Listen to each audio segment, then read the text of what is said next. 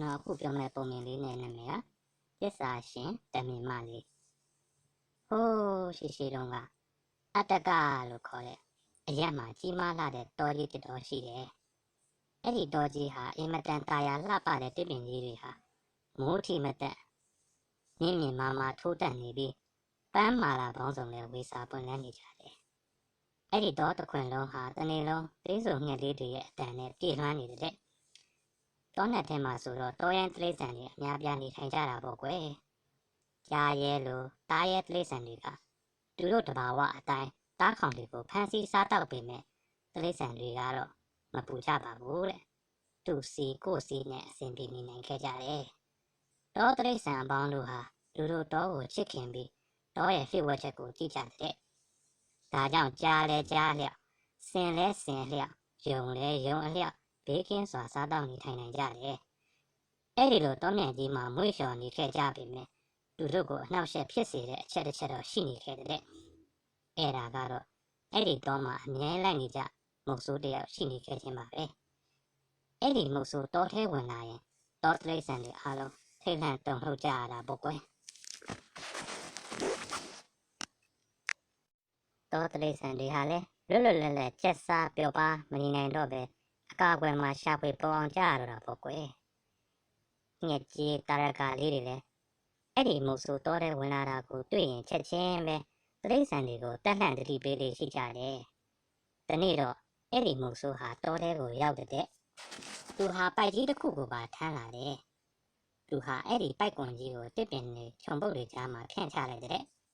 ပိုက်ထောင်ထားခဲ့တာပေါ့ကွယ်အဲ့ဒီလိုထောင်ခဲ့ပြီးပြန်သွားတဲ့သူဟာတောထဲကိုနေတိုင်းလာတယ်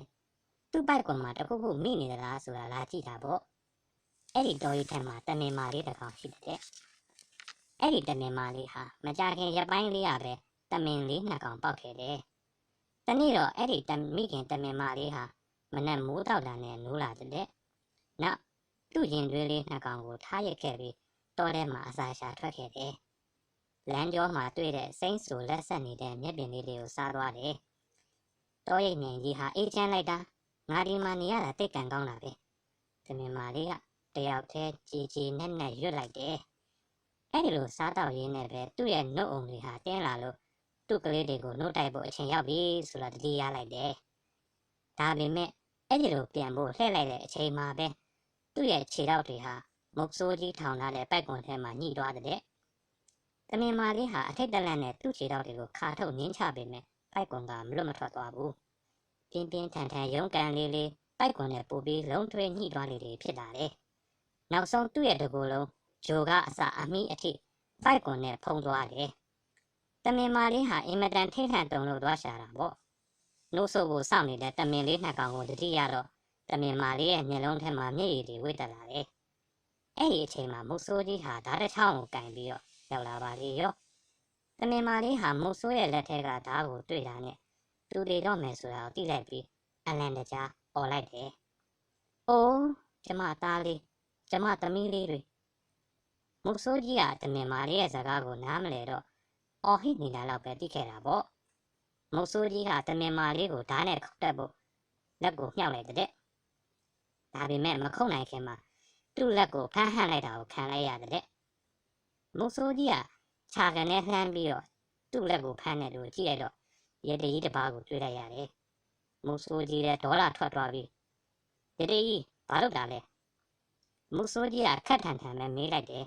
။ငင်းချမ်းမှုကိုမချေဖြတ်ပါနဲ့အတင်းမုတ်ဆိုး။ရဲတကြီးကတိမ်မွေ့စွာပြောလိုက်တယ်။နောက်ပြီးတော့ဆက်ပြောတယ်။ဒီတမင်မလေးမှာတားပေါက်လေးနှစ်ကောင်ရှိတယ်။အဲ့ဒီတမင်ပေါက်လေးနှစ်ကောင်ကအမေနှုတ်ဆိုးကိုစောင့်နေတယ်။တမင်လေးကိုလွှတ်လိုက်ပါ။သူ့သားလေးစီပြန်လို့ရအောင်။အိုးမလွှတ်နိုင်ပါဘူး။ဒီတမင်ဟာကျွန်ုပ်ပိုက်ကွန်ထဲကိုမိနေပြီ။ကျွန်ုပ်သားကောင်ဖြစ်သွားပြီ။မုတ်ဆိုးကြီးကမဆက်ပဲပြန်ပြောလိုက်တယ်။ကျုပ်ပြောတာနားထောင်ပါ။ဒီတမင်မလေးကိုလွှတ်ပေးလိုက်ပါ။တနိုင်အကြာမှသူပြန်လာပါလိမ့်မယ်။အဲ့ဒီအချိန်ကျတော့မှမုတ်ဆိုးကြီးတက်ချင်တက်မတက်ချင်နေမုတ်ဆိုးကြီးရဲ့သဘောပဲ။ပောက်ကြရတယ်ဒီတမင်မလေးကဘယ်လိုပြန်လာမှာလဲ။မုတ်ဆိုးကြီးကအကြောက်ခံနဲ့ပြန်ပြောလိုက်တယ်။သူပြန်လာပါလိမ့်မယ်။အဲ့ဒီတမင်မလေးပြန်မလာရင် ကျုပ်တစ်သက်လုံးမူဆိုးကြီးရဲ့ကျွန်အဖြစ်ခံပါမယ်ရတေကြီးကအဲ့လိုပြောလိုက်တယ်အဲ့ဒါနဲ့မူဆိုးကြီးကတမင်လေးကိုလွှတ်ပေးလိုက်တယ်တမင်မာလေးကရတေကြီးကိုကျေးဇူးတင်တဲ့အကြည့်နဲ့တစ်ချက်ကြည့်ပြီးတော့တော်တဲ့ကိုခုံပေါက်ပြေးဝင်သွားတာပေါ့သူ့ရင်တွေတမင်ပေါက်လေးတွေစီကိုရောက်တော့အင်မတန်နှုတ်ဆာနေကြပြီလေမိခင်ကိုအတန်ပြုတ်ခေါ်နေတာတွေ့ရတယ်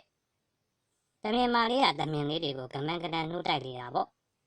နှုတ်တိုက်လို့နှုတ်ဝါသွားတာနဲ့ပဲတမင်လေးတွေကအိပ်ပျော်သွားကြတယ်တမင်မာလေးဟာသူ့ကလေးတွေကိုအတန်ကြာရက်ကြည့်နေပြီးတော့အသားအရာရှာနဲ့ရက်လိုက်တယ်သားတို့ရေမိမိသွားရတော့မယ်သားတို့ကိုမိမိနှုတ်ဆက်ခဲ့ပါတယ်